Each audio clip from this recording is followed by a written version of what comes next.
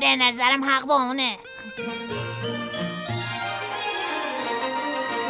صبح بخیر، روز شادیه، من حالم خیلی خیلی عالیه. صبح بخیر عزیزام، امیدوارم حالتون خوب باشه و سر حال باشید.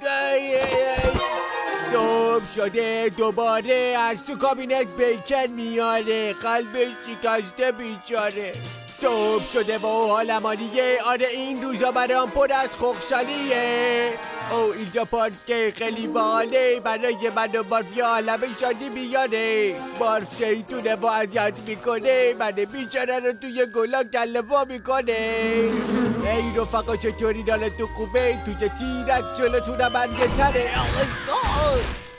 ناامید نمیشم، دوباره پا میشم، آخه من یه عالمه هیجان دارم. بعد از ناراحتی خیلی بیزارم، واسه خودم دوباره شادی بیارم.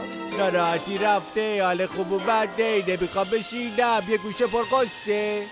خوشحالی با شاد و خندانیم، قدر هم دیگر رو ما دوتا میدانیم. دوباره شب شد، دلم پر از غم شد، هیولا بغض داره، گریه داره.